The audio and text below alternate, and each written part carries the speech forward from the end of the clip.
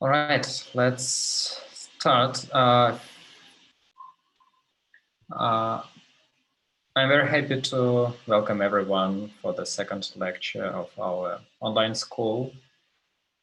So those who have their names in Russian, can you please rename yourself in Latin?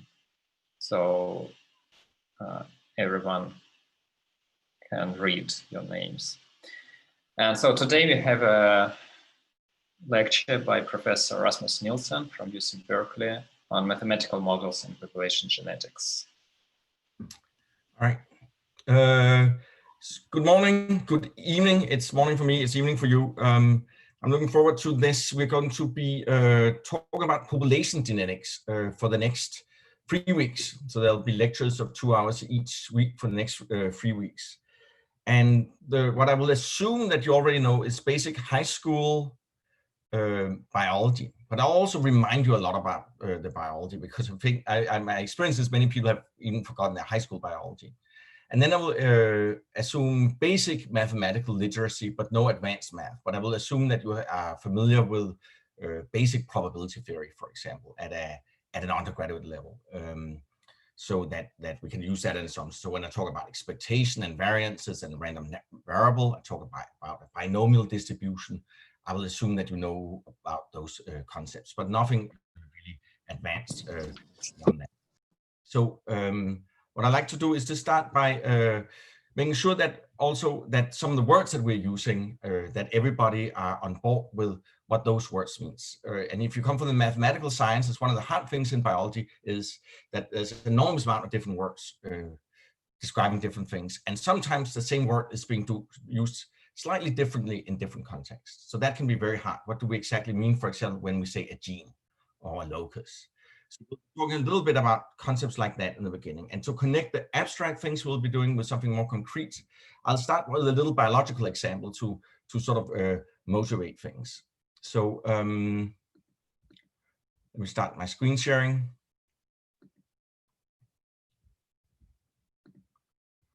All right.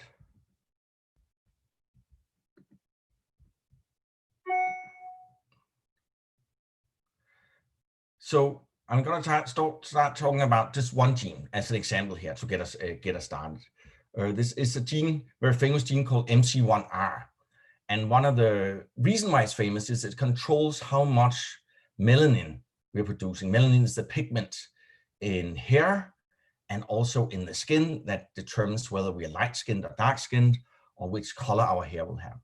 And in humans, there are in Europeans, the two versions of MC1R. In fact, there are many, many different versions of that particular gene. So this gene encodes a protein that sits on the cell membrane and relays a signal about how much melanin should be produced. So what this figure is, now we're doing a lot of biology here to start, is the cell membrane, the double lipid layer that is the outside of the human cell. That's the two lines here. And this snake that goes through it is this protein, the MC1R protein. And there's a number of positions here that if you have mutations there, it changes how much melanin you're producing. And also it changes whether you produce a brown form or a more reddish form. So this protein here is responsible for skin color,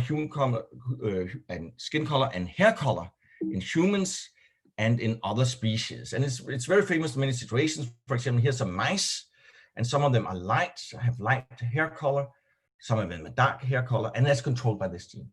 And so the ones that live on a dark background, they tend to be dark. Natural selection favors them to be dark. And the one that's here in B, and the ones in A that lives on a white background, they tend to be light. And if you're dark on a light background, you're not well off as a mouse. The predators can see you, you'll be eaten. So the natural selection has favored a light form in one environment and a dark form in another environment. And that's all due to this one gene, MC1R. So we have the same thing in humans.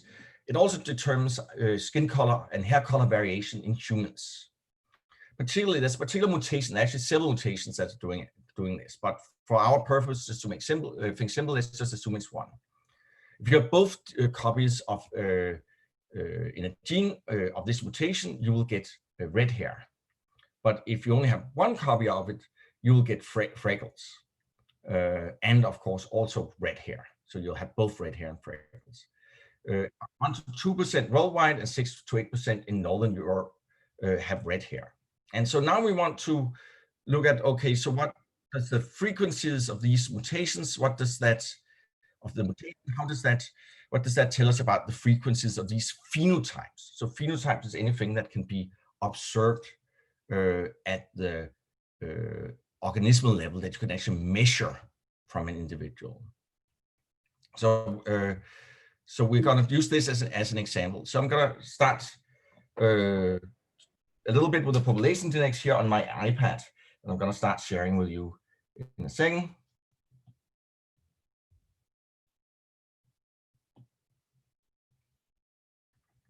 Okay, so we have, you can imagine for this gene that controls hair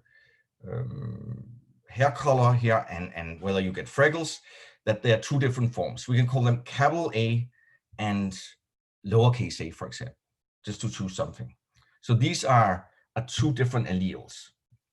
So alleles is a word you'll hear a lot, and that means two different forms of the same gene.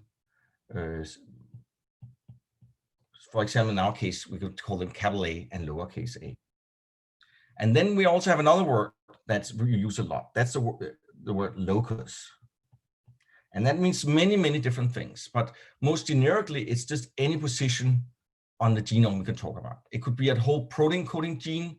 It could be a single nucleotide. It could be anything else on the genome that we're talking about, for which there can be different alleles. So we can call locus very generically just position in genome that potentially has different alleles. So potentially with different alleles. Okay, so those are two words that are very important that we'll be using all the time. Alleles, those are different variants in a locus. All right, so let's go back to our example of the MC1R gene. So humans are diploid. We have two copies of the DNA because we've got one copy from our father and one copy from our mother. So there'll be three different, what are called genotypes for it, for this mutation. Okay, so genotypes, those are the diploid types. Diploid means two copies of the DNA. So maybe we put that into that word, diploid. Two copies of DNA. So humans are diploids because we have two copies of the DNA from our mother and from our father. And so we have in any particular position, if there are two alleles, like in this case, capital A and lowercase a, there are three possible genotypes, capital A, lowercase a, and lowercase a. And we talk about that individual with this first type, they are homozygous here.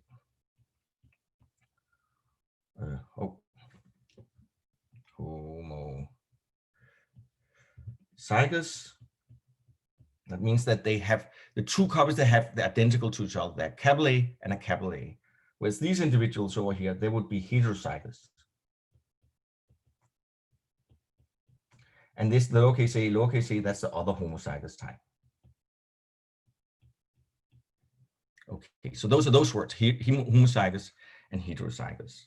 Now we can talk about which phenotypes they have in these three possible genotypes. So the way it works is that if you have lowercase a, so let's say the lowercase a, that's the mutant type in this case. So if you otherwise would be blonde, if you have lowercase a, you get red hair. Okay, but with freckles, it works differently. You just need to have one copy of the mutation, then you get freckles.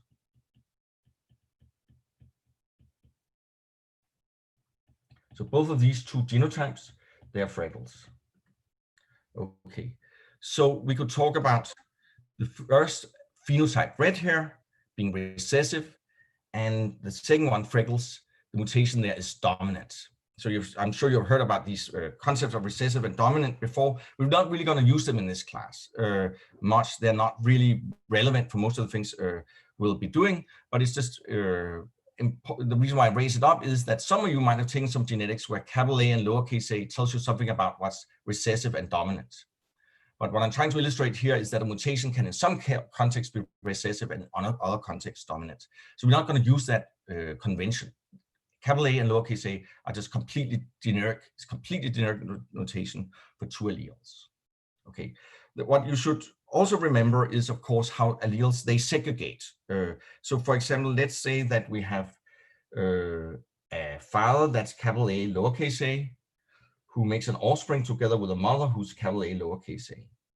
So, what will their offspring be? So, you should be able to predict that. You know that from Mendelian genetics, that you will get a quarter of them will be capital A, half of them will be capital A lowercase a, and a quarter of them will be lowercase a. That's how it segregates out in a cross like this. So if you look at the phenotypes in this particular case, it means that 25% would have red hair, 50% would have freckles, and 25% would have neither red hair or freckles in this mating between two parents who both had freckles but neither had red hair. Okay, so that's sort of a little reminder of Mendelian genetics. If this is odd to you, if you haven't seen this before, you should need to go back and look up high school level biology textbook about Mendelian segregation and Mendelian genetics. What we're mostly going to talk about here is what's happening in a population. So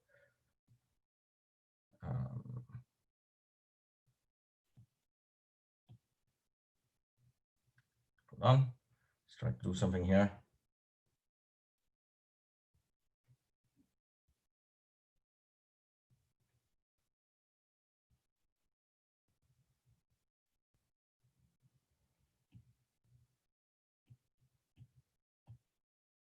So we're going to talk about what's going on in a population. So the way I'm going to draw the population is an oval like this.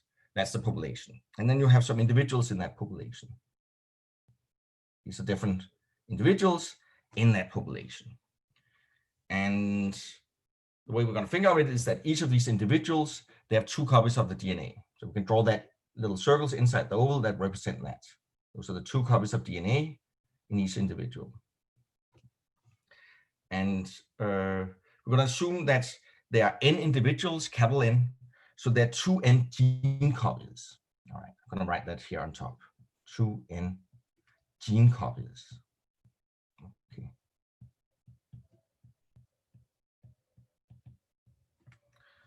So why 2n? Again, there are n individuals. Each of them have two copies of the DNA, one from their father, one from the mother. So there are 2n gene copies. And then we can assume again that there are two different alleles, which is going to assume that there are capital A and lowercase alleles. So just to introduce a notation, we might say that there are n capital A alleles in the population, if we count them all up, and then n lowercase a alleles in the population. Okay, so now we can count the frequencies of those. This is the frequency of capital A, F of A, that's the number of A alleles over 2n, because there are 2n gene copies in total. And similarly, the frequency of these alleles is equal to NA over 2n. Okay, so those are the allele frequencies. We could also talk about the genotype frequencies. So we could talk about the frequency of the capital A genotype, for example. That would then be the number of AA alleles, or AA genotypes, sorry, divided by the total number of individuals. And similarly for the other genotypes, the frequency of capital A lowercase a alleles genotypes in the population is the number of capital A lowercase a genotypes in the population divided by n, and so on. All right, so now we can also, of course, deduce from the genotype frequencies what's the allele frequencies. The frequency of the capital A allele, that will be twice the number of capital A individuals plus the number of capital A lowercase a heterozygous individuals divided by 2n. Okay, so we can write that also equal to the frequency of capital A genotypes plus half the frequency of capital A lowercase a genotypes. Okay, so from the genotype frequency, from the genotype frequencies, the counts of genotypes, we can calculate the allele frequencies. But can we go the other way around? So can we, from the allele frequencies, can we calculate the genotype frequencies? Turns out we can't. It's not a determined system, so we can't do that directly. But if we make some assumptions, we can do that. And that is what you're doing in, for example, Hardy-Weinberg equilibrium, which many of you might have heard about. That's often also part of the high school curriculum. And I'll go through that again here, just because it's a very central concept in sort of basic population genetics. And we got to think about how genotypes are being made by matings between males and females. So let's say that we have a pool here of males to sample from, and a pool of females in the population. And we're going to assume that they produce offspring by randomly mating. That is, we produce offspring by taking a random allele from a male and a random allele from a female to produce a new offspring. Okay, to make a new offspring here. And then we're going to make one little extra assumption. This assumption turns out actually not in the long run really to be necessary, but just to make things simpler now, we're going to assume that the frequency of the alleles are the same in males and females. I'm going to call them F capital A. So now we can ask, in the next generation after the mate, what's the probability, for example, of seeing a capital A genotype in the next generation? Well, that's equal to the chance of sampling a male capital A allele, multiply, assuming independence here, that the female also transmit a capital A in the next generation. So that's FA, the chance of sampling an A allele from the male, times FA, the chance of sampling an A allele from the female, which is equal to FA squared. Okay, so that would what we predict from this assumption of random mating. Similarly for the other genotypes, so for example, the probability of capital A lowercase a, that would be, you could get that by first sample a capital A from a male, then a lowercase from a female, or sampling first a lowercase a from a male, and then a capital A from a female.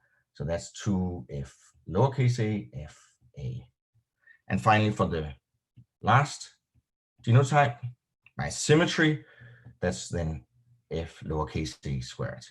Okay, same argument as for capital A, capital A. So these are the frequencies predicted by what's called Hardy-Weinberg equilibrium.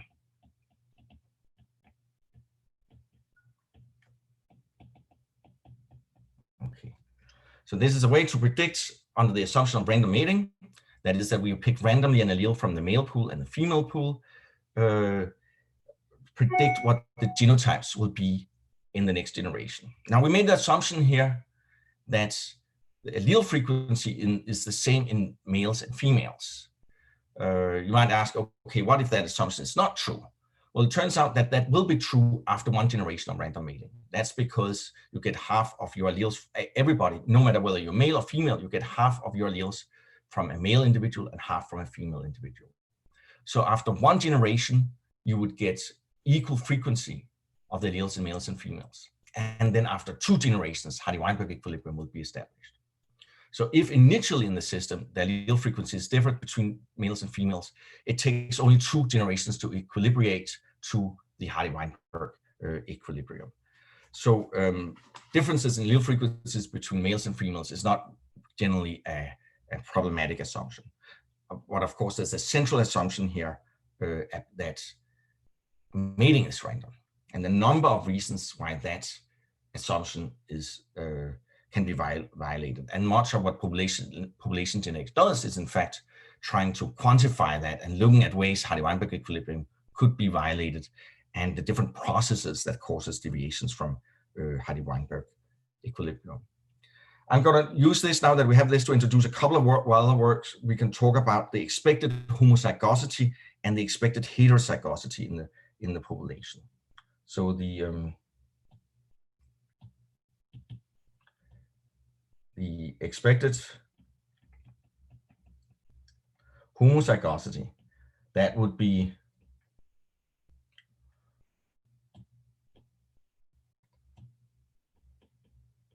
the expected proportion of the population that is homozygous. So that would be f lowercase a squared plus f capital A squared.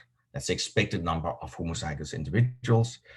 And similarly, the expected heterozygosity,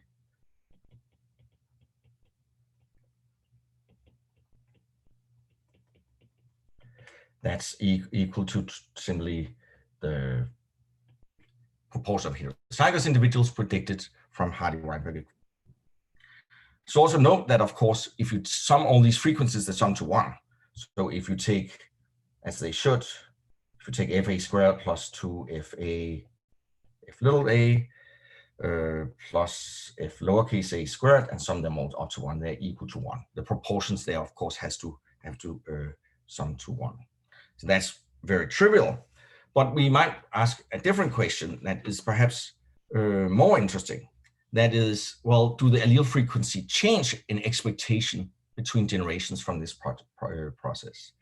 So we can look at the expected value of the allele frequency in the next generation. So we're going to call that Fa, that's the frequency of A prime. That's what happens after one generation of random mating. So now we can write that up in terms of the genotype frequencies in the previous generation. Oops, I lost connection here from my iPad.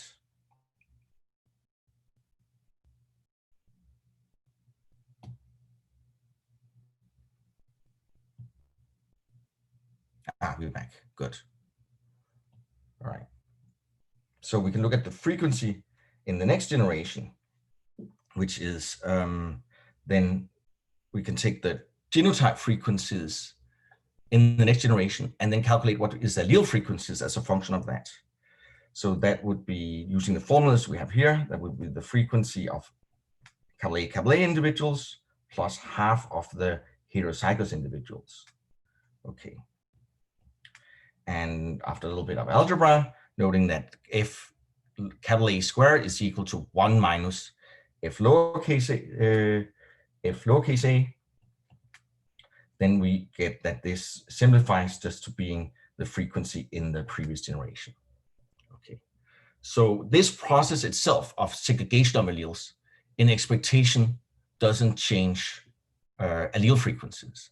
The frequency of the alleles will be the same in the next generation. Now, of course, that's an expectation, but we might want to ask, okay, what if there's the randomness that by randomly doing segregation, as in the production of offspring, some alleles are being transmitted and other ones are not being transmitted. What's the effect of that on changes in allele frequency? Okay, to do that, we have a number of models in population genetics that does that in some sense. The core modeling in population genetics is all about that. So to do that, we're going to go back to our idea about we have a population and then we have some individuals in that population. And remember then I said each individual have 2n copies of the DNA, or each individual has 2 copies of the DNA. And so there's 2n copies of the DNA in total in the population. And what turns out, to model the dynamics we're going to model, you can model much of what we're doing as random sampling of alleles into the next generation, ignoring the fact that these alleles sit in some individuals. So we're going to erase these larger ovals that were individuals and just keep track of the alleles that are inside the population. Okay. And then we're going to model how these alleles are transmitted from one generation to another, as if they're completely independent of each other and not organized in pairs within an individual. Turns out that for all practical purposes, almost everything we're interested in, it's a very good approximation, very, very accurate approximation to just ignore the fact that the gene copies are organized in pairs within an individual, that you can just simply approximate this as alleles that are segregating independently of each other. That's not always true, but in most cases, it's true. So let's talk about some models that model this. We're going to talk mostly about a model that's called the Wright-Fisher model. Okay. Wright-Fisher.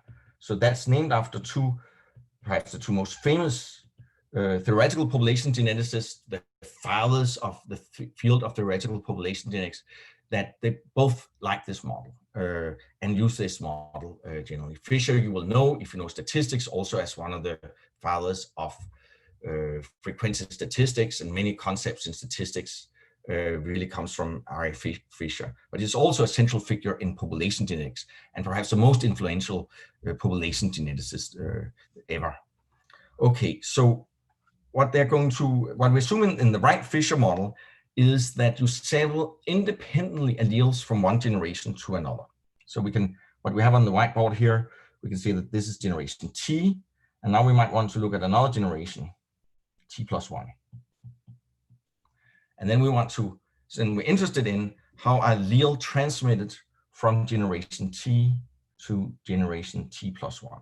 And what the Wright-Fisher model assumes is that you sample independently with replacement.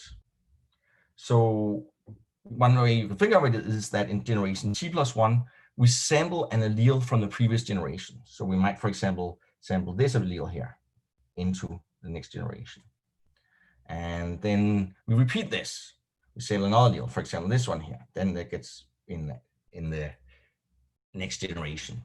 And then we sample one more, but we could sample the same one again. So now this has been sampled twice.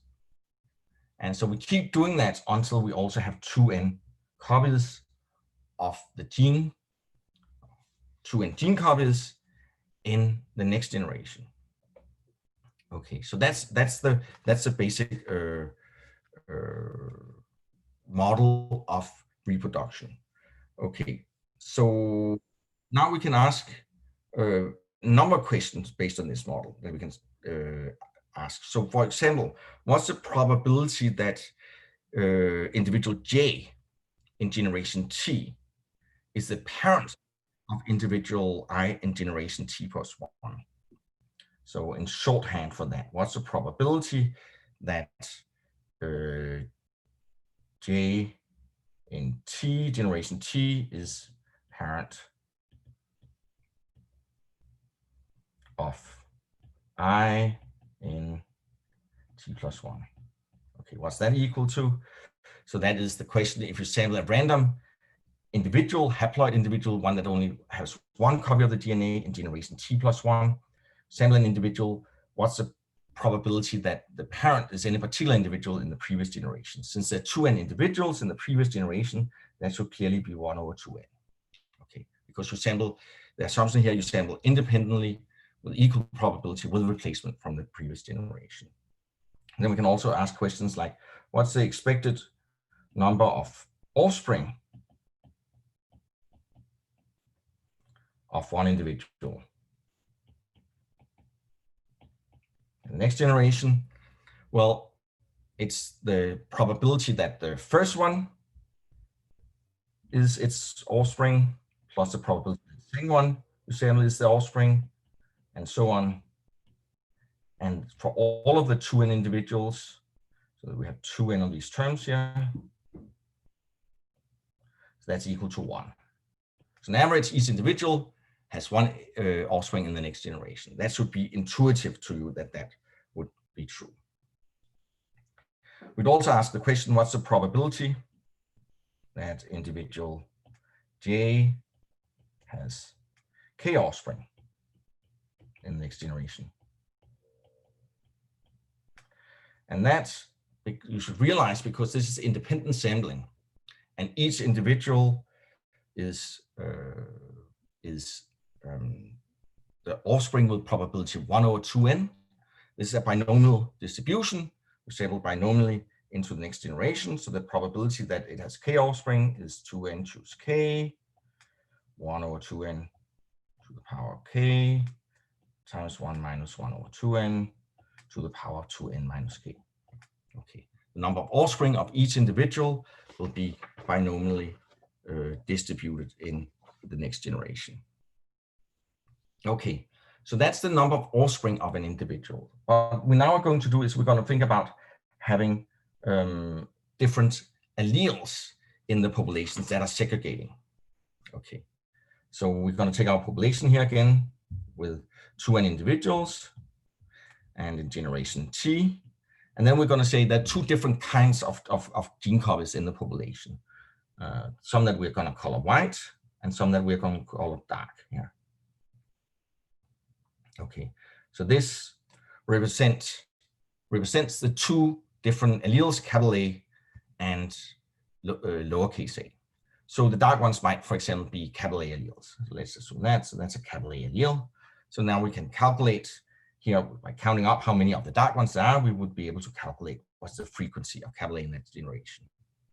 Okay, so let's say that we sample into the next generation now using this Wright-Fisher process or Wright-Fisher model. So again, we're going to have 2n individuals in the next generation, and it's going to call generation T plus 1. And then we're going to ask what's the probability, what's the frequency of A in the next generation. To do that, we might, for example, first ask what's the probability that individual I in generation T plus 1 is of type A. So once we take a random individual in the next generation, generation T plus 1, what's the chance that that's of type A? Well, that's the chance of sampling a type A from the previous generation. You sample all of them with equal probability. So if the frequency is F capital A, then the probability of sampling a capital A is also F capital A. Okay, so a probability that a random individual you select in the next generation is of type capital A, has allele capital A, is F capital A. Okay, we can also ask what's the expected number of capital A in generation T plus 1. Well, that becomes 2n F capital A, because each of them have that probability. And we can then similarly say what's the expected frequency in the next generation. So the expectation of FA prime, or we can also call that FA of T plus 1. That's then becomes equal to FA, because we have to divide 2n FA by 2n. That becomes F capital A. All right. So perhaps more interesting, we can ask what the probability of that the number of A alleles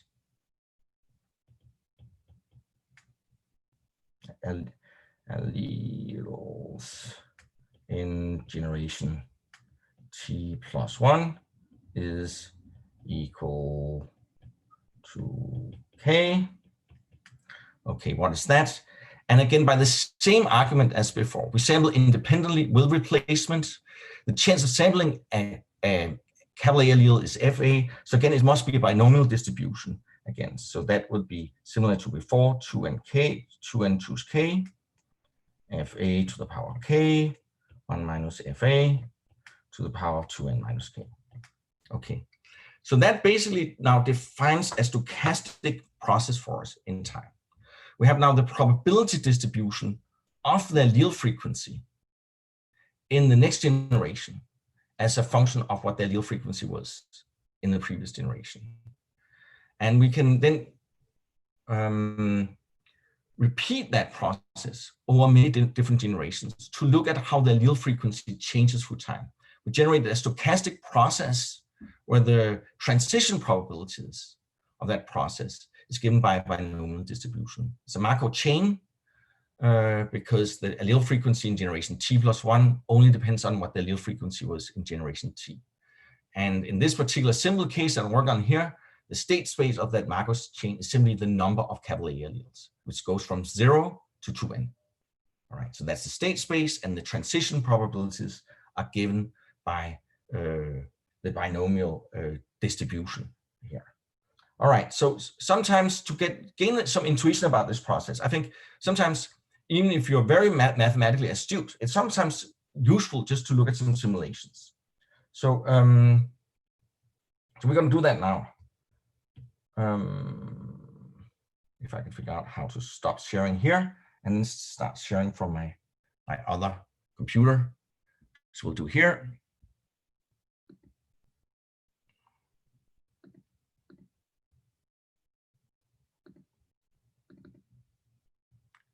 See if this works. This works. So this is a really old program.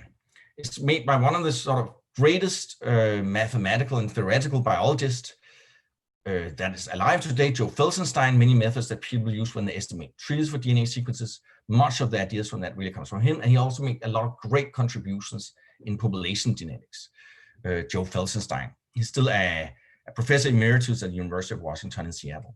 And he, I think maybe 30 years ago or something like that, at least 25 years ago, made this little simulation program for instructional process purposes for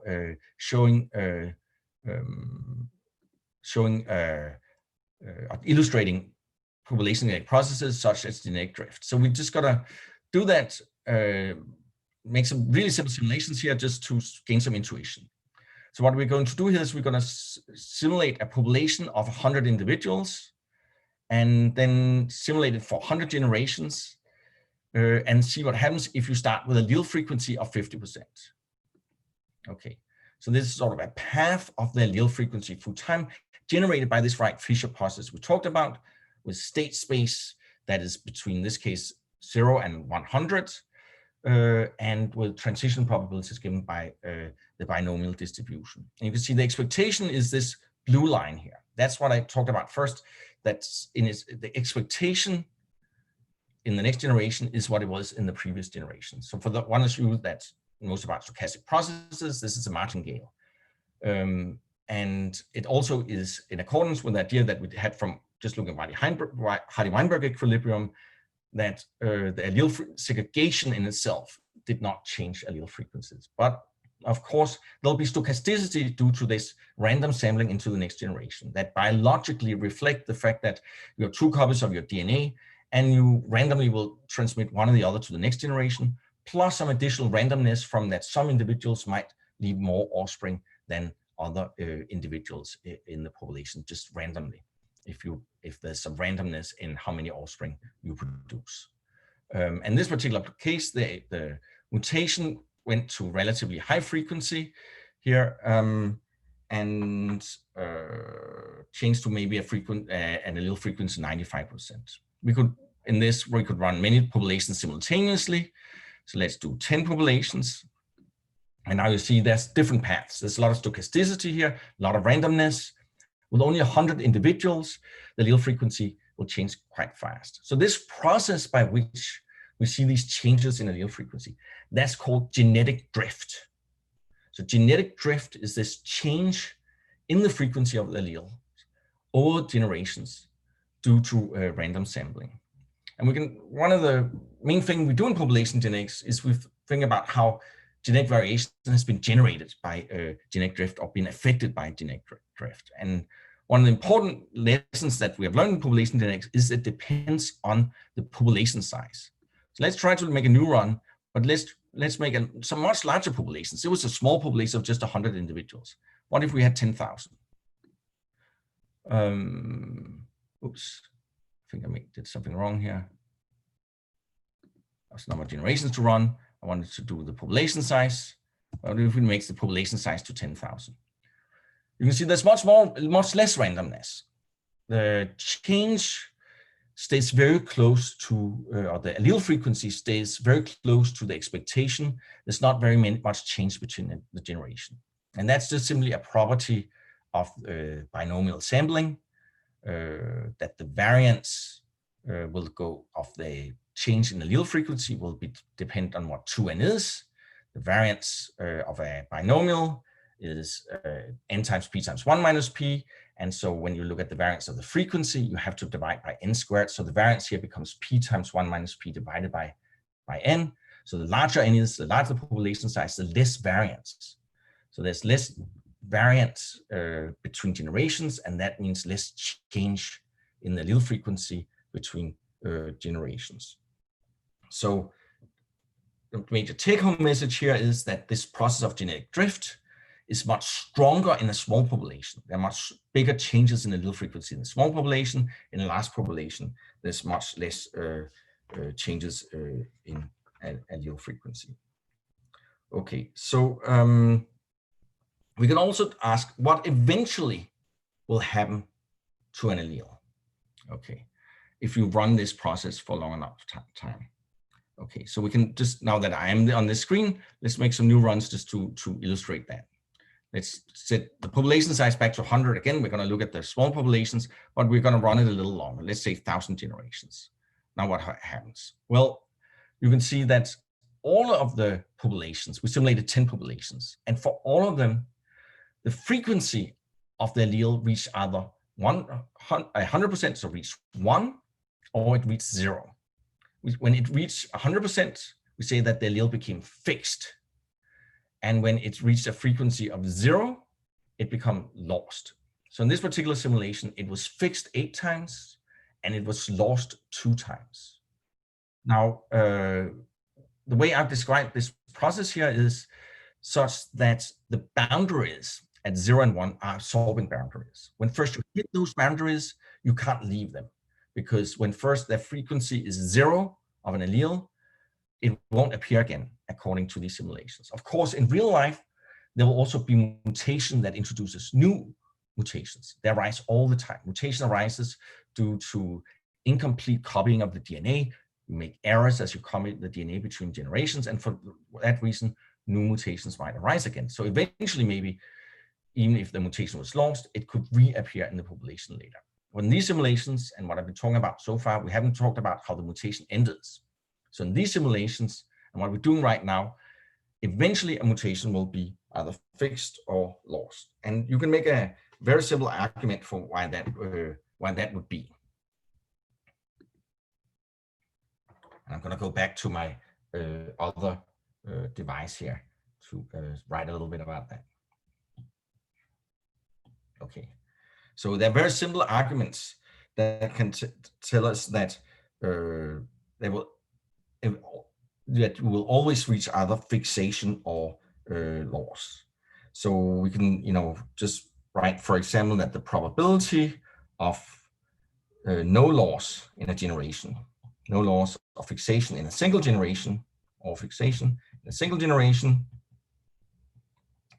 that must be less than or equal to 1 minus epsilon, where epsilon is the probability that will go to fixation loss in 1 generation.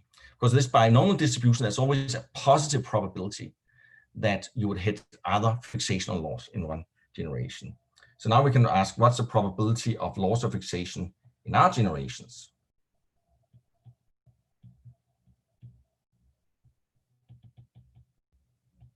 Well, that becomes less or equal to 1 minus epsilon to the power r. And of course, that goes to 0 as r goes to infinity. So the probability eventually of no loss of fixation in as you look at infinitely many generations goes to 1. You will have no loss of fixation goes to 0. The probability of loss of fixation goes to 1. Eventually, you will see loss of fixation. So we can write that probability of eventual loss or fixation is equal to 1. Okay, we can make that more precise statement, but we're just going to write it like now. That's a little bit imprecise way of writing it, but eventually you will see loss of fixation. Okay, so that might be quite trivial, but now let's go ask a more interesting question. What's the probability, for example, of fixation of an allele of frequency 1 over 2n? What's that equal to? That's a more interesting question. And why that's so particularly interesting is because new alleles, when they arise after mutation, that's their frequency. When you first have mutation, it exists in only one copy. So now we're asking, what's the probability that you would fix a new mutation that just arose, that eventually that will go to fixation, meaning that everybody in the population will carry it. So I like in these lectures to put in exercises for the students to do in breakout rooms. And it's just to also give you time to sort of process everything and for me to assess if everybody on board with what I've been doing. So I would see, you can answer this question mathematically, or you can just do some very simple logic to answer what this question might be.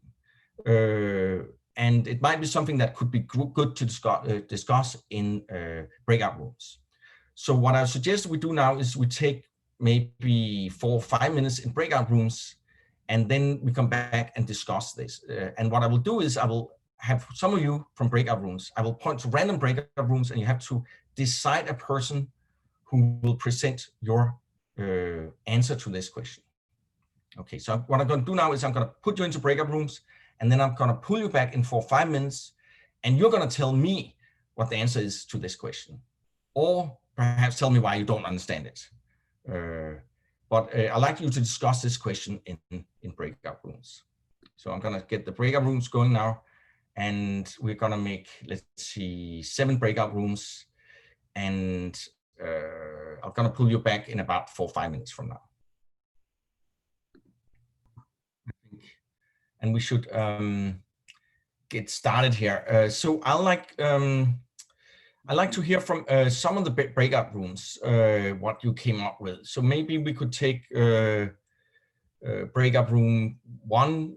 That's a breakout room with Dimitri Bibarin. Is anybody there want to say something about what you discussed?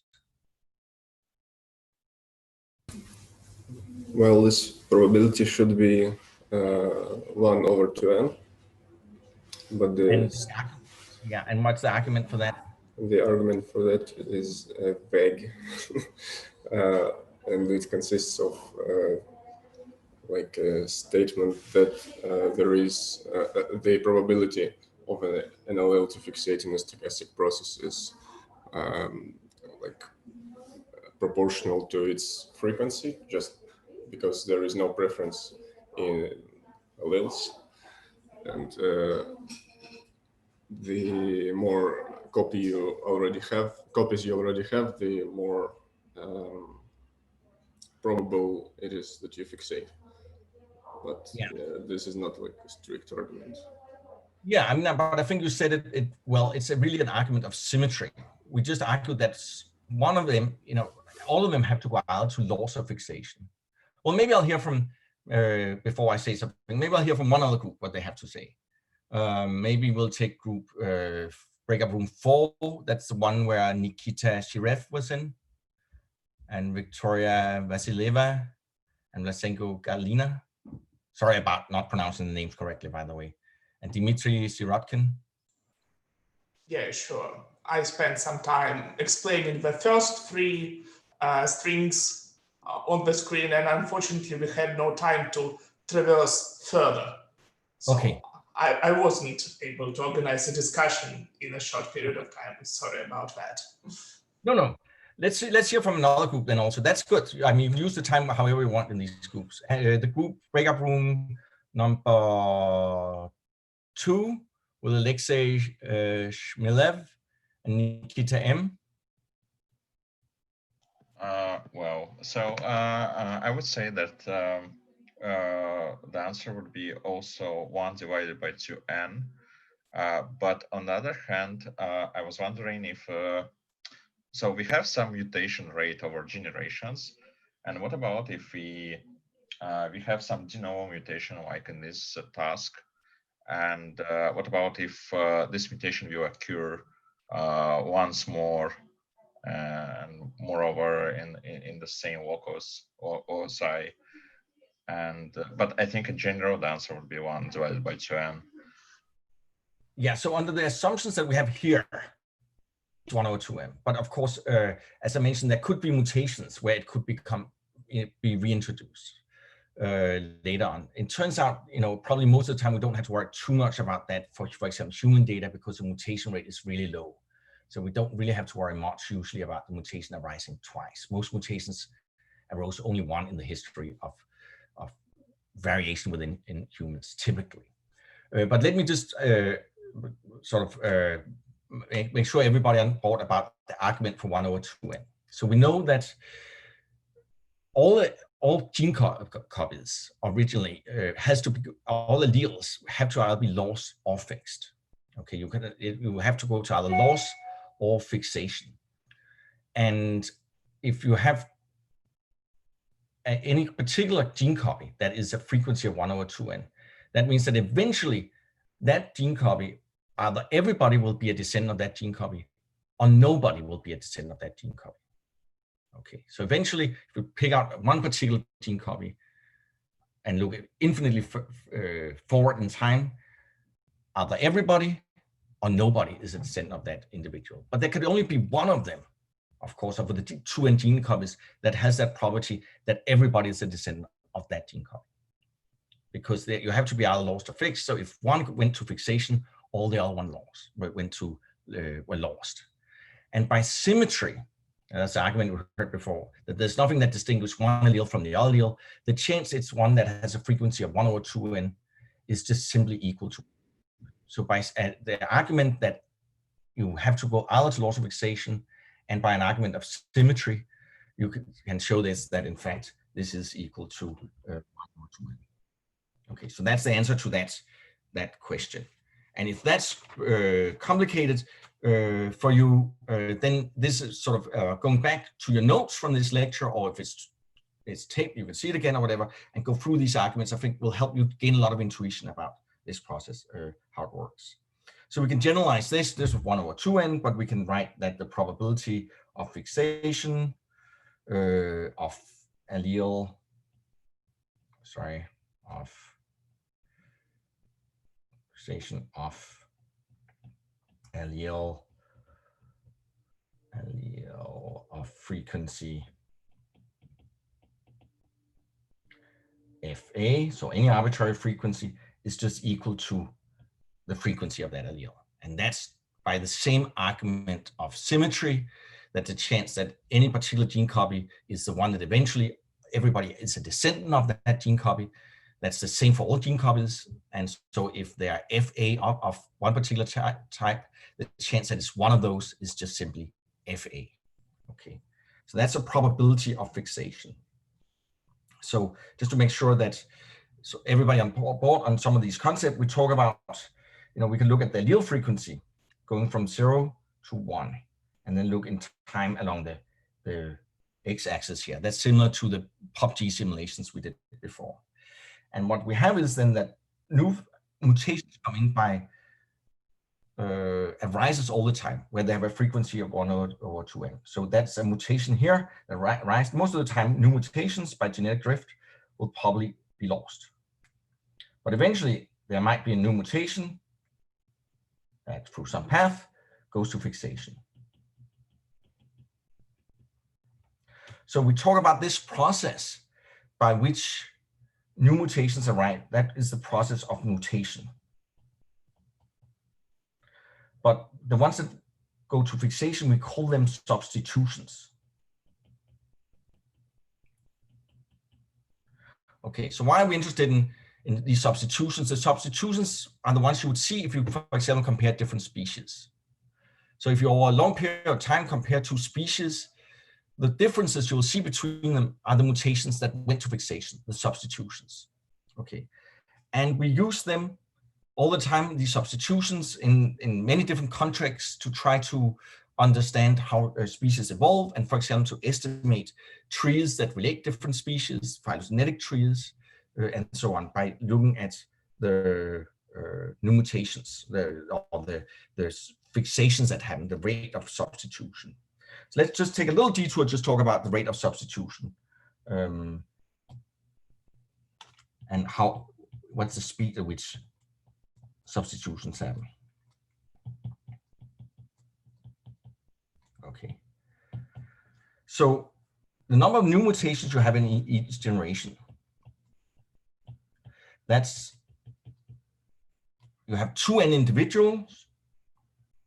So an expectation, the number of new mutations will be 2n individuals that each mutate at some rate.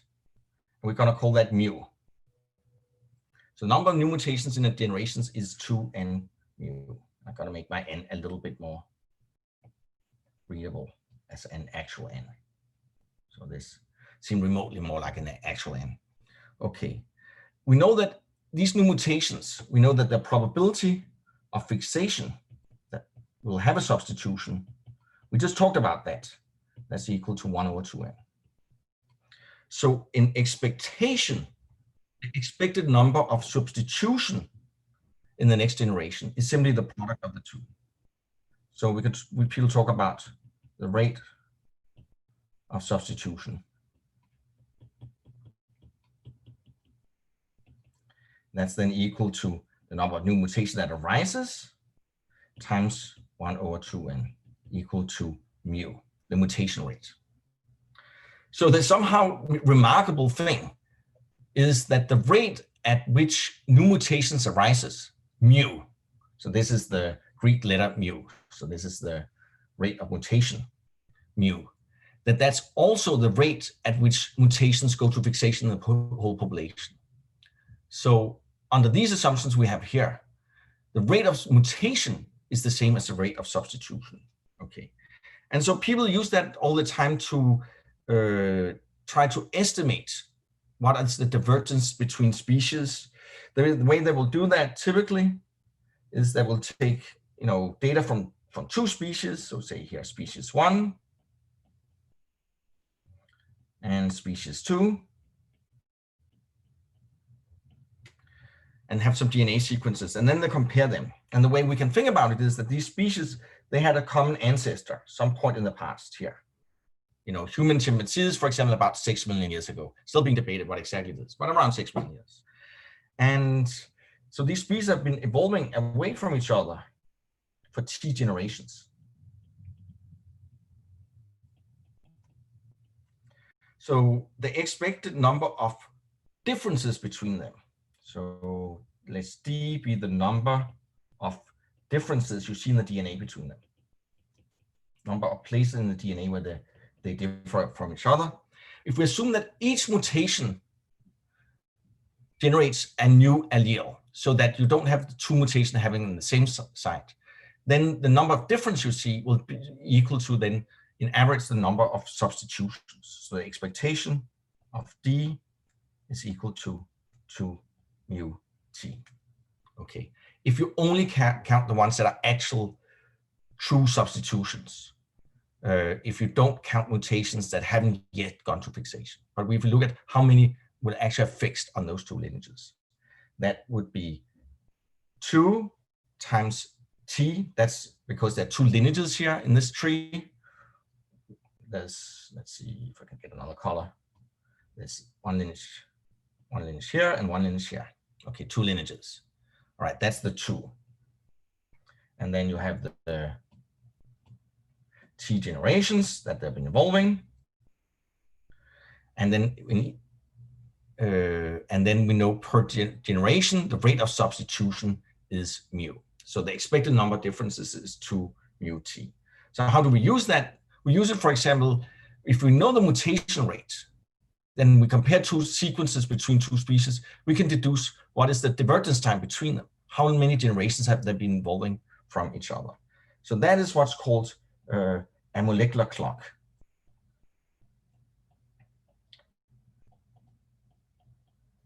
You can date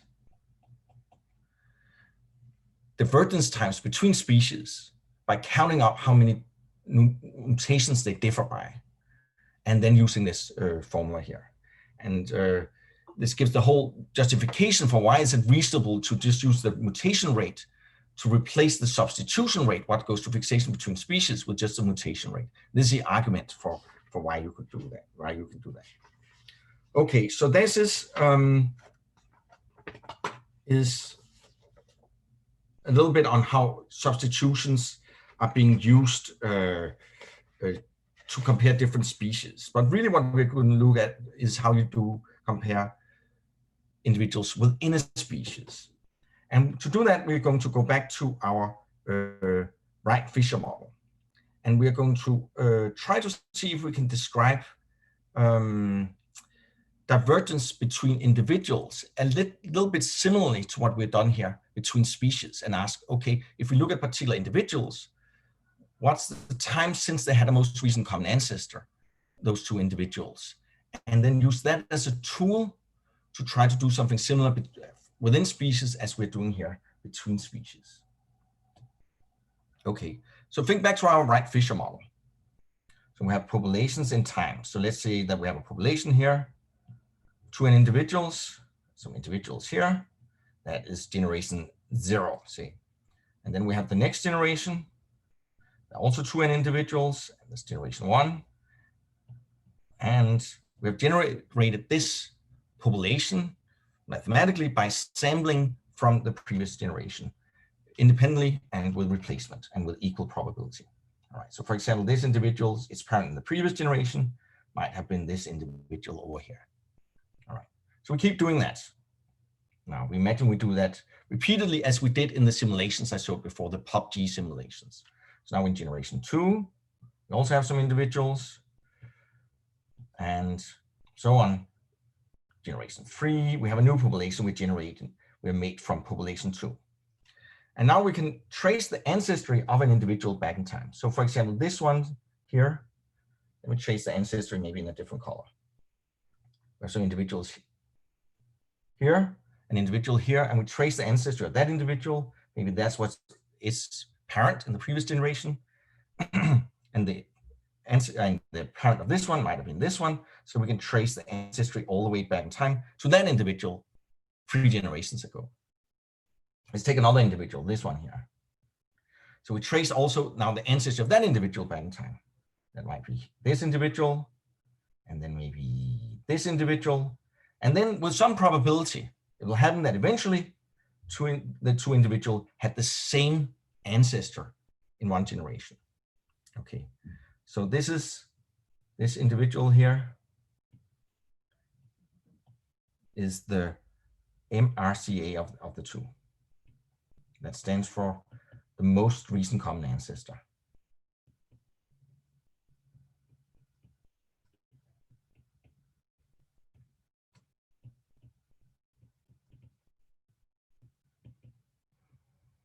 Okay, so that's the most recently, if you look backward in time, that's the most recent individual, that's an ancestor for both of them. And what we can look at here is that we can think of this in terms of a graph where we have 2 lineages going back in time until some point where those 2 lineages merge. And we say that that is a coalescence when that happens. So this thing here that we have here,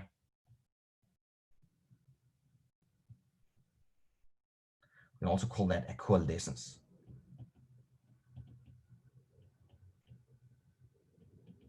To coalesce is an English word that means 2 things that merge together.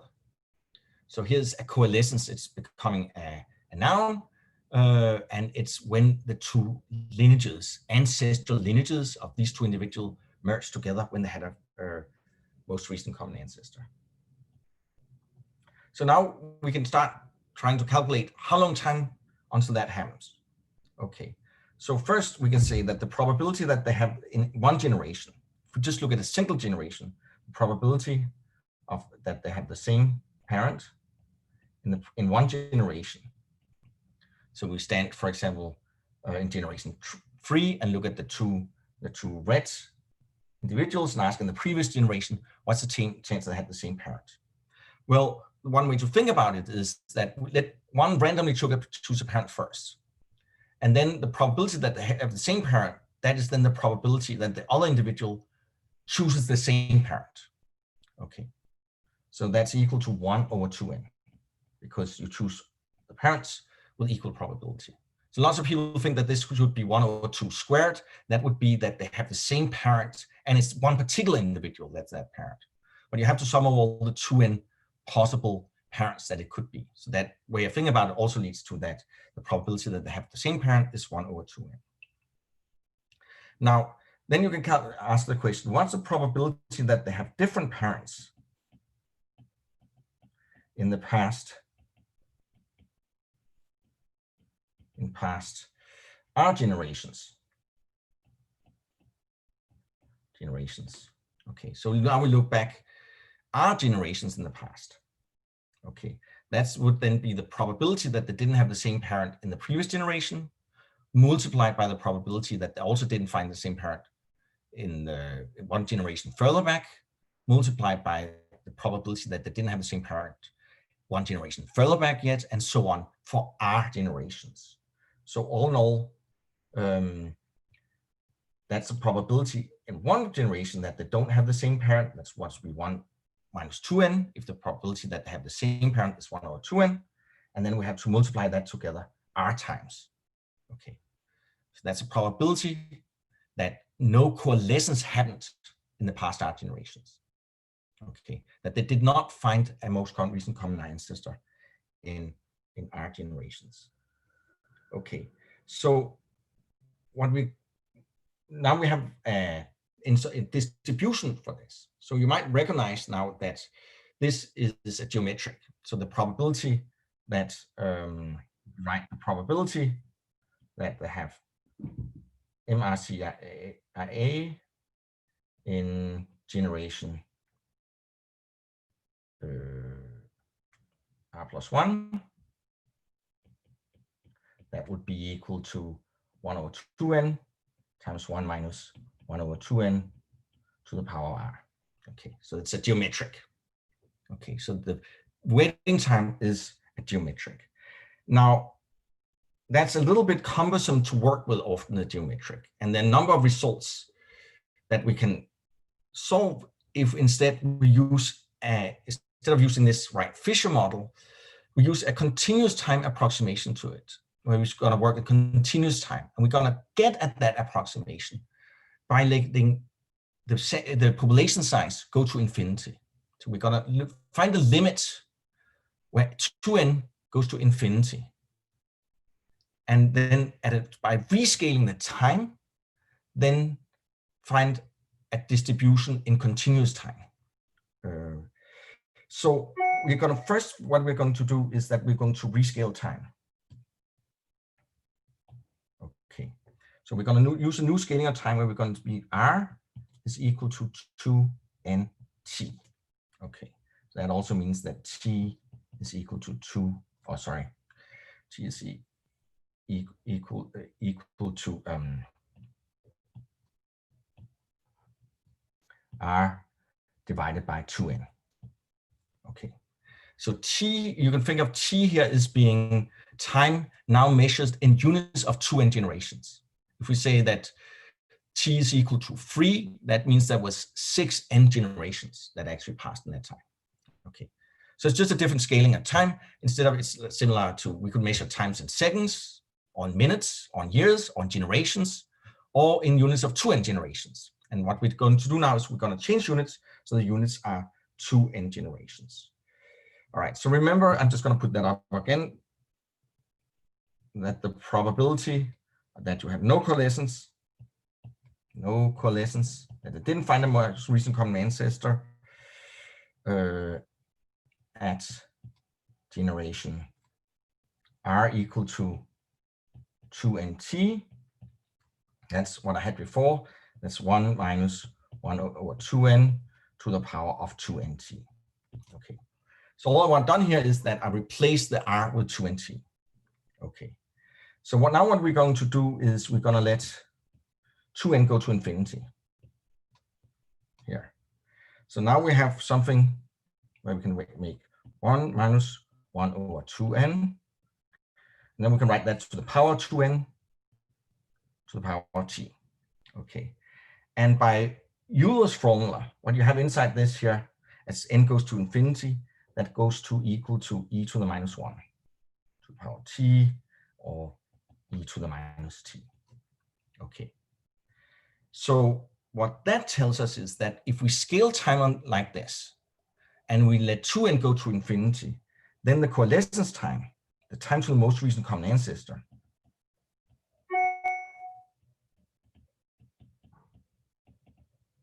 that's the same thing as time to this most recent common ancestor, that is exponentially distributed. That's what this tells us.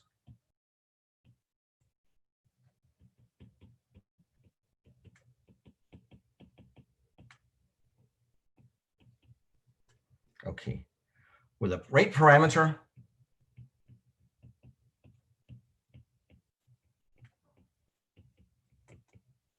lambda equal to 1. Okay, so now we have a new representation where we let the time to coalescence events that we've shown that is approximately for large populations exponentially distributed. Okay, so let's look at some slides for a second that might help with some of these things, make everything a little bit clearer what's going on. I'm gonna move to share some slides instead. All right.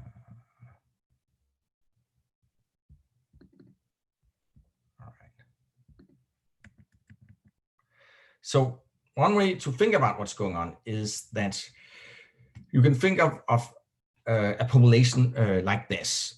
So time here in this figure goes from the past in the bottom to the present up at the top. And each line in this figure to the left, a generation in a Wright-Fisher model. You can think of it like this. Each node represents an individual, and each edge line here represents a parent-offspring relationship. So the way to read this is, can you all see when I point with my cursor here, by the way? Can you see my cursor moving? Yeah, yes, we see. Okay, thank you. Okay, so that this individual has two offspring in the next generation, this individual and that individual. And in the next generation, this individual has one offspring, this individual. This individual, for example, down here, didn't leave any offspring in the next generation. So there's the first generation, second generation, third generation, fourth generation, and so on. So in a very small population here of only 10 individuals, we have looked through generations in the parents' offspring relationships in this graph. That's complex. For large populations with tens of thousands of individuals, that's a very complicated graph. And what we're trying to do is we imagine now that at the present, we're only looking at two individuals, the two purple individuals here at the top. And then we trace their ancestry back in time in this graph until they have a most recent common ancestor, which happens here. That's the first time there was an individual that gave rise to two different individuals that each would be ancestors of these two individuals at present. Okay, so this time here again is the coalescence time, we call it. We also call it that individual the most recent common ancestor of those two individuals. And so we can also call this the time of the most recent common ancestor. Okay, so another way to look at this is that we're really looking like at a graph like we have to the right. We've reduced everything to having these two individuals in the present, look at the history back in time until they have the most recent common ancestor, until that these two lineages coalesce. And what we've shown is that that time approximately for last population is exponentially distributed with rate parameter 1 when you scale time in terms of 2n generations. Okay, so that is sort of a very fundamental results in population genetics. And we can use already that results for a whole bunch of different things. For example, we can now calculate how many mutations you might expect two different individuals to differ by. If you take a DNA sequence from one individual and from another individual, how different do you expect those to be?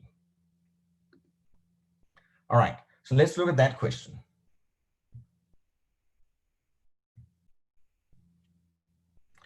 So we can ask the question, what is the expected time to coalescence?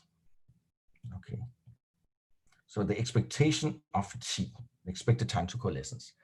Now, we already argued that it's an exponential random variable with parameter lambda equal to 1. So from that, it follows that that is equal to 1. Now, also our arguments that I'll present a little bit later, that's sort of similar intuitive arguments for that. But for now, mathematically, that must be true, that it's 1. That is by properties of the exponential distribution. And remember, we have this time scaling when we say 1, we really mean 2n generations. Okay, because we change time scaling from being in units of generations to being 2n generations. So when you say 1, that means 2n generations. Okay, so now we can think of, okay, let's take one individual from a population and another individual from a population. Let's follow the ancestry back in time. Okay. And then we're going to make one additional assumption, which I implicitly made when I talked about species before. That is the assumption of an infinite size model hold. It's called an infinite size model. I'm going to explain what that is.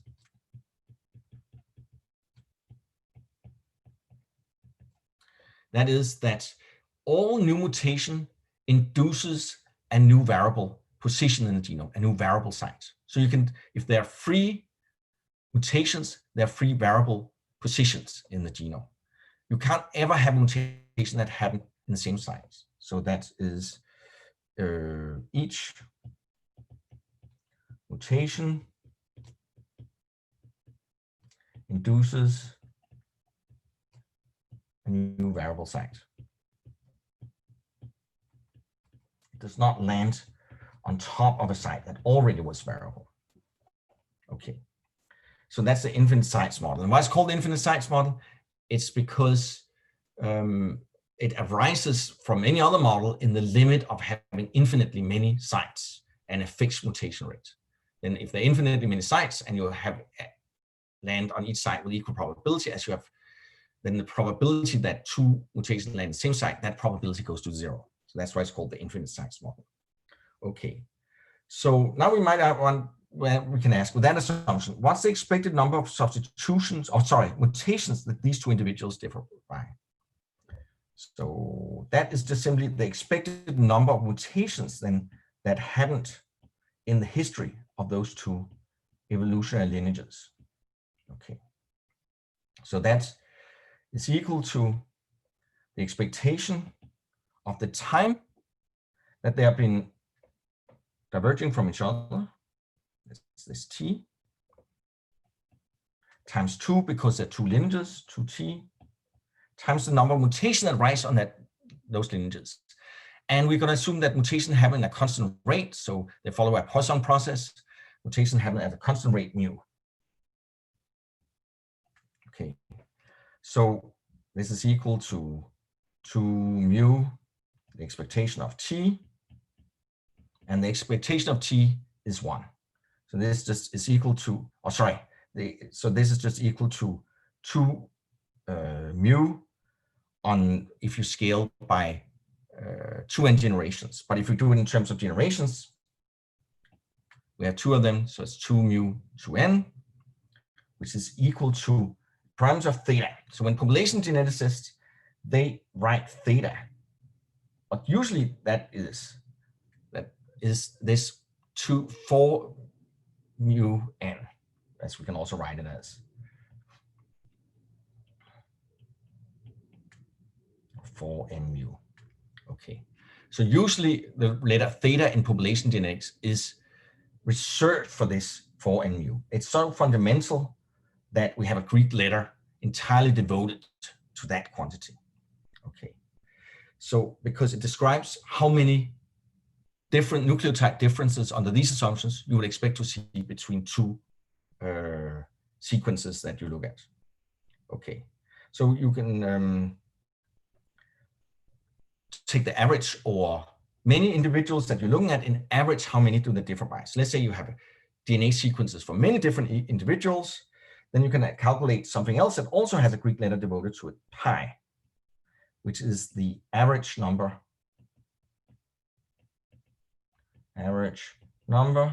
of pairwise differences.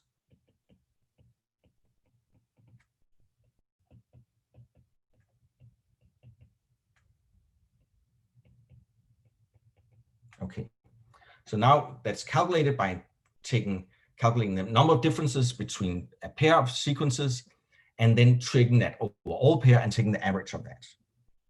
Okay, because for the expectation for a single pair is theta, then the expectation for the average over multiple pairs is also theta. So the expectation of pi is also equal to theta, which remember is equal to 4 times the population size times the mutation rate per sequence. So mu can be measured in different ways. It can be per site or for the whole sequence. And of course, the units of the mutation is always important to keep that clear. So we can use this to estimate theta. So we can get a method of moments estimators like this by saying, okay, let's pi. Simply, since its expectation is equal to theta, let's be that an estimator of theta. So I'm going to call it theta hat. Hat means that it's an estimator of something. And then a little t here, because this is an estimator first proposed by a researcher named Tajima, a famous Japanese population geneticist, Tajima, who's proposed doing that. That is an estimator.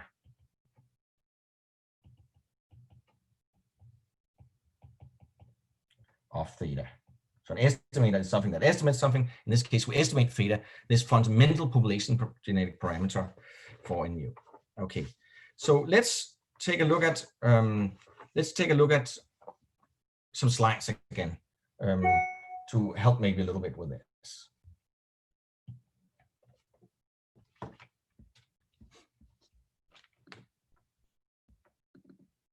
All right, so we had this coalescence process here, where we looked at the time to a most recent common ancestor. And then I gave an argument that the expected coalescence time between two, because the whole distribution is an exponential with parameter 1, then the expected coalescence time is also 1 on the coalescence time scaling, this time scaling where you scale by 2n generations. But if you, on the natural scaling, where you scale time by number of generations, it's 2n generations.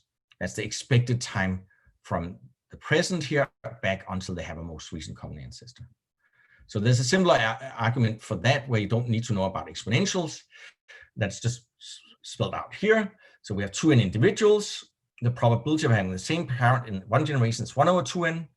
The mean number in generations until they have the same parent is then 2n. Okay, and that just follows from that the waiting time, when you have something that occurs at a constant rate, 1 over 2n, the waiting time is then 2n. And you can, if you know, that's essentially what the exponential distribution is telling us. But if you don't have much probability background, you can think of it as follows. Think about throwing a dice, and you're throwing it many times, and you're waiting until you get a 6. Okay, so you want to, you keep throwing the dice until you see a 6. How many times in average would you expect to throw the dice until you see a 6? Well, the chance of throwing a 6 is 1 over 6, right? That's 1/6.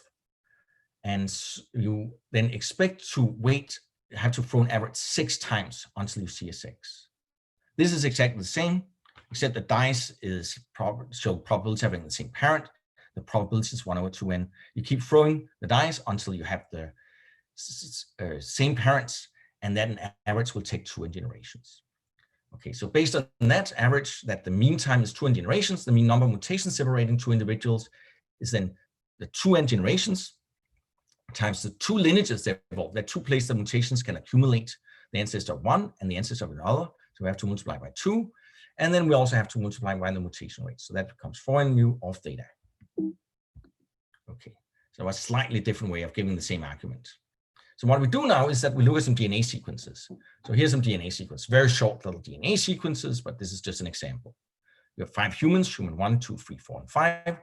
And if you look at human data like this, they will almost all be identical to each other, except there might be a few positions where they differ from each other.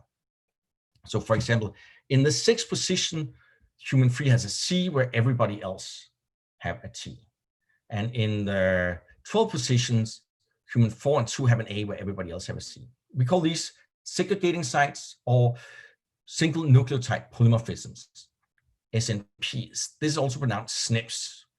So when I say a SNP, I mean this here, down here. And that's a position like this where there are 2 different alleles in a particular site in the genome. Okay, so how many, can we from data like this estimate what theta is? Well, we can do it, for example, using this average number of pairwise differences. We can take, here's another example data. We can see that these first and second sequence, they differ by 1 nucleotide. This first and third sequence, they also differ by 1 nucleotide. But the second and third sequence, they differ by 2 nucleotides. So average number of pairwise differences is 1 plus 1 plus 2 divided by 3 for the 3 pairwise comparisons we did, which is 4/3. So for this little toy example, our estimate of theta would be 4/3 here, using Tajima's estimator. Okay, so all right. So let's talk about what happens if the sample is larger than that. So if the sample is not just 2 individuals, but let's say that you have a much larger sample. Okay, so we're gonna go to a sample a size lowercase n.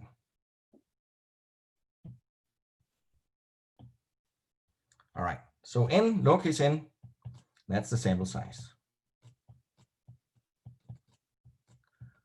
So in population genetics, what we often do is capital N, that's the population size, how many people that are totally in the population. Lowercase n, that's the size of the sample that we've sampled from the population. And we saw before that for n equal to 2, we had that the expected coalescence time was equal to 1 on the coalescence scaling. And I'm going to do a little subscript 2 here for saying that is a sample of 2. Okay. So what we want to do now is we want to know, okay, what's the time to ancestors if we have more individuals than 2? And the way we're going to do that is that we are going to think about the coalescence process in a tree where n is larger than 2. So you can imagine now that we have not 2 individuals, but 3 individual samples. And we're looking at their ancestry back in time. Now, each of them we know pairwise coalesce at a rate 1. Okay, so that's what the previous results tell us that if we take any one of them, so let's give them names 1, 2, and 3. If I take 1 and 2, the distribution of the time until the most common ancestor between 1 and 2 is exponentially distributed. The same goes for 2 and 3, and for 1 and 3. And then what Kingman and British mathematicians showed is that you can construct a process, a joint process for all 3 of them by simply considering the product of these individual, or not the product, but constructed from the individual pairwise processes. And in particular, that you can know the probability that all 3 of them will have a common ancestor, most recent common ancestor in the same generation. And what he showed is that as in this limit where n goes to infinity, the probability that they all will coalesce in the same generation goes to 0. And it's kind of intuitive why that might happen, that the chance that 2 lineages will coalesce at the same time is of the order of 1 over 2n. The chance that then a third one will coalesce at the same time is 1 over 2n squared. Okay, so the chance that having just 2 lineages coalesce is on the order of 1 over 2n, but more than that is on the order of 1 over 2n squared. Taking n going to infinity, all these squared terms go to 0. And so what that means is that we can construct a process for the coalescences backwards in time of these lineages where we can ignore the possibility that you ever have more than 2 lineages coalesce at the same time. So we can look backwards in time, these lineages in time in the Wright-Fisher model. And maybe at some point back in time, here, these 2 had a most recent common ancestor. So now there are only 2 lineages left. And the process then continues. It regenerates itself.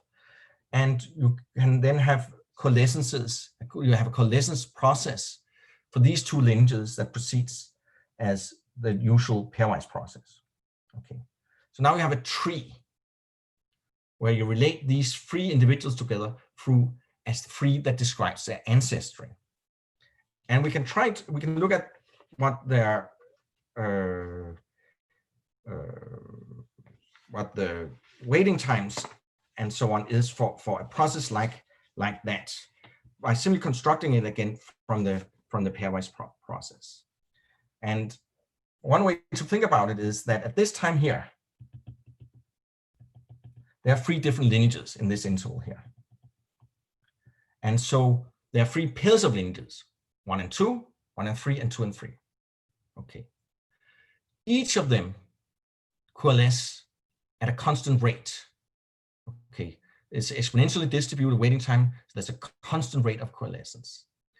So if you look at what Kingman showed, is that you essentially can construct a coalescence process by assuming that the total rate of coalescence, that is the sum of the rate of coalescence for all of these processes. So you assume that these are exponentially distributed random variables, and from theory of exponentially distributed random variables, we have that if we have 2 random variables, then the probability that the minimum, if we have 2 exponentially distributed random variables, the probability of x1 and x2, or let's take the the expectation.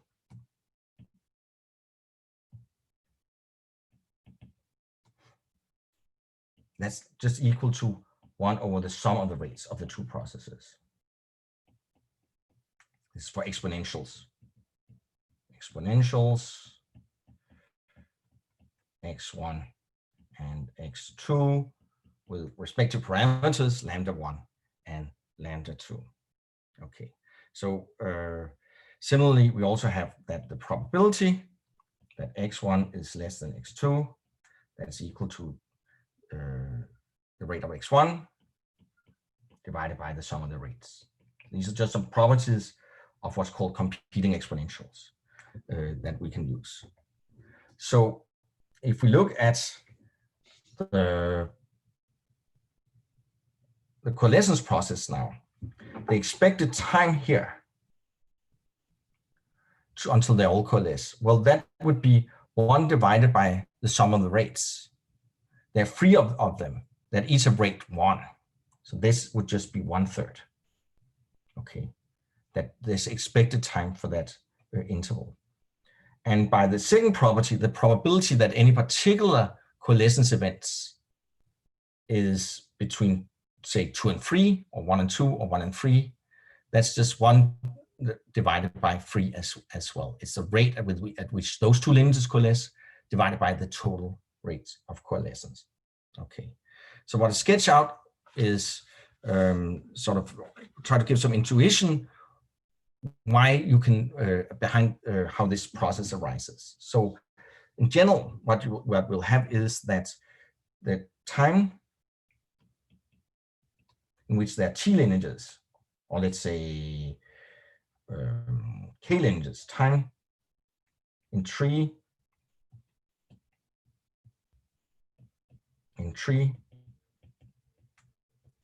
with K lineages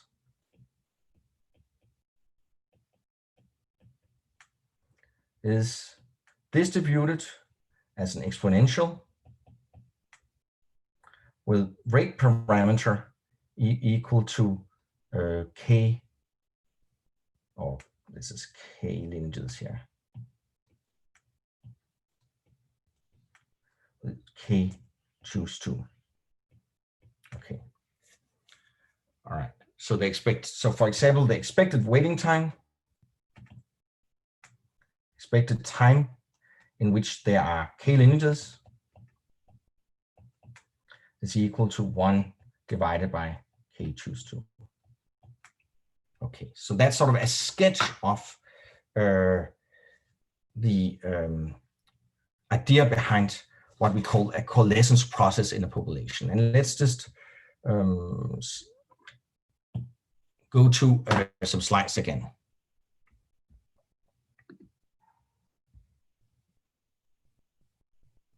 All right, let's do.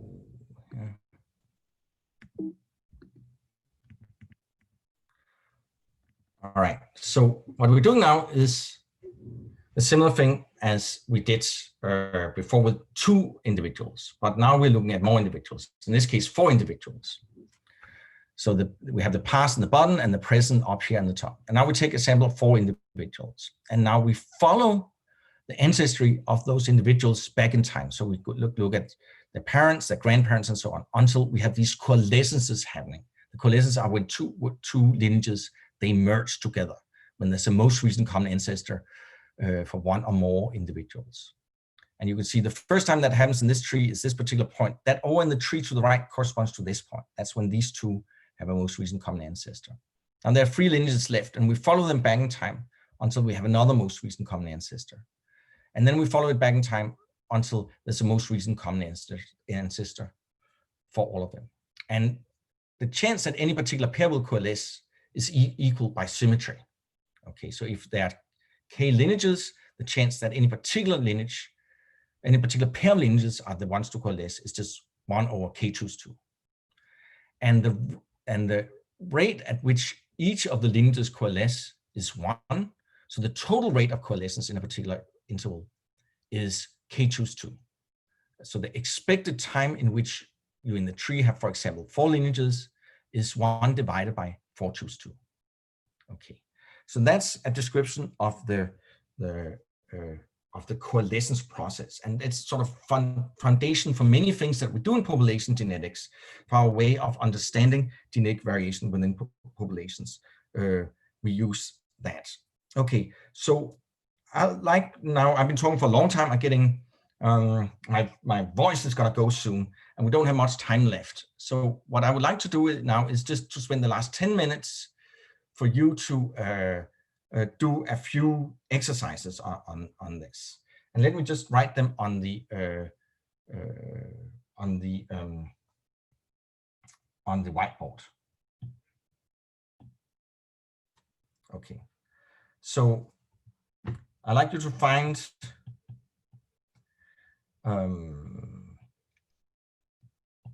E of T1 or T2, sorry, and E of T3, where Tk is time in tree with k lineages.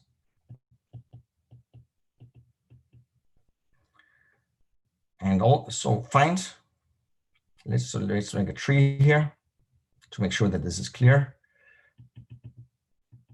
So this is T3, and this is T2. All right, and then let's call this the time to the most recent common ancestor here, the TMICA for the whole tree. That's this whole time here. Okay, find the expected value of the time to the most recent common ancestor. And then if you have time for it, also find the expected total tree length. And I'll explain what that is. So the expected total tree length, that's the sum of the length of all of these branches in the tree. So it would be the sum of the length of this branch in the tree, and this branch in the tree, and this branch in the tree, and this branch in the tree. Okay, so those are the questions. And you have about 8-9 minutes to do that, and then I'll get back again, but I'm going to send you out in breakout rooms now. I'm just going to call out some of the groups that we didn't hear from before, I think. So breakout room 6, that's Beatrice Rimskaya, Evgeny Komutov, Kenan Beck R, Victor, and Natalia Sarnova. Do you want to, any from that group wants to say something about what you came up with?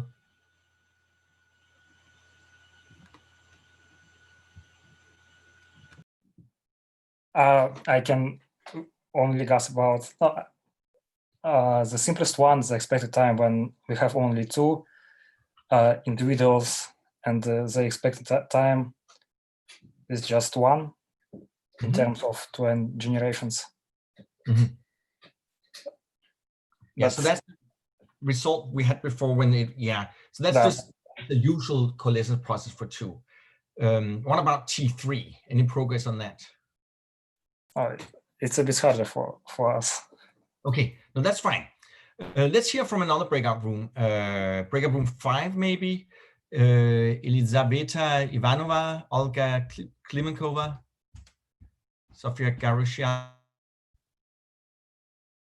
And I can see Vladimir was also in that group, but we don't want to hear from him as he's a professor. Anybody from breakout room 5?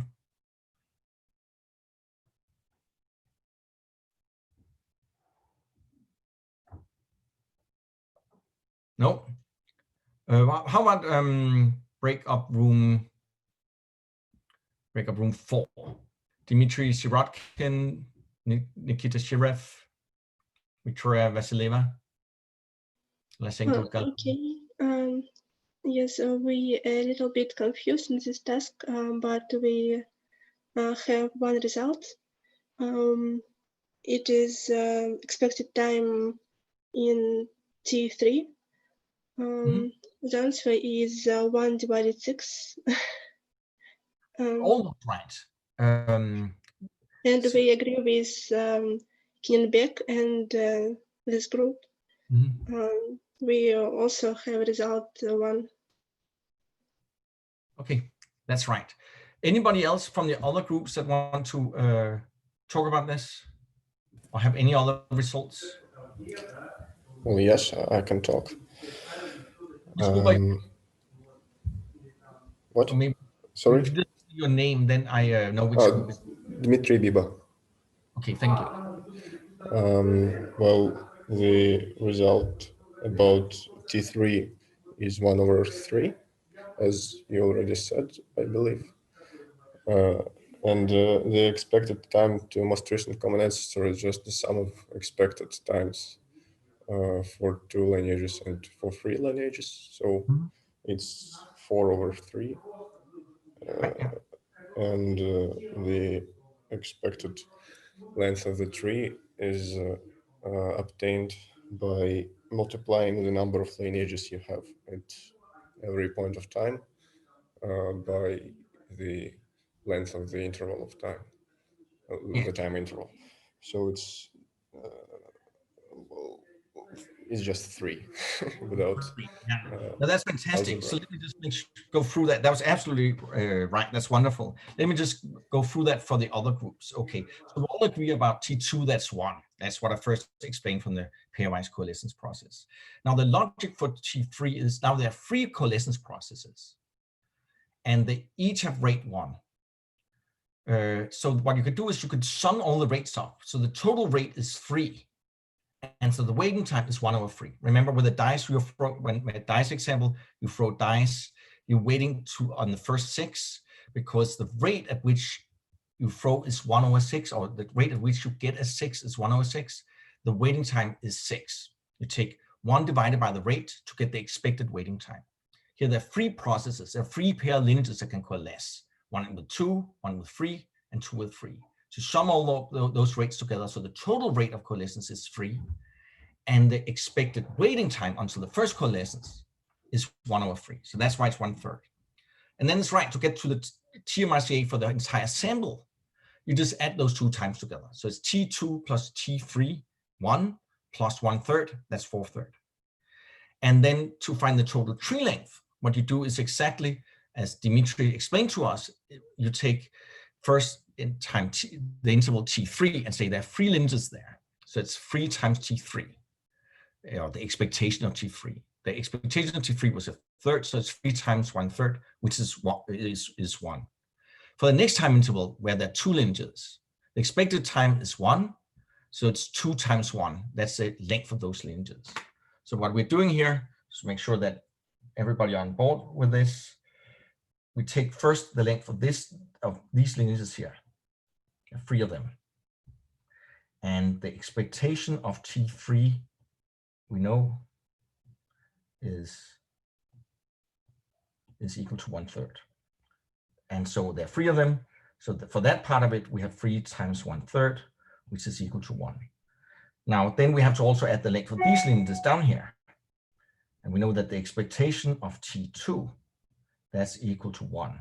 So for this, we have to add together 2 times 1 equal to 2. And the total we have 3. So that's the answer for that question. All right, that was it for today. Thank you so much for staying on with me in this 2-hour session. I think maybe that was a lot of me talking. I think next time we will do a little bit more breakout rooms, so I don't have to talk so much. All right, so I'm going to end there for today. Except if there are any questions you'd like to ask now, then I'll be happy to answer them, even though we are a bit over time. It's been a long evening for you, so let's maybe just end here, and then if you have questions, we'll start with questions next time. All right, thank you so much for listening. Thank you so much, Thank you, Rasmus. bye. Thank you for the lecture. Goodbye. Thank you. Bye.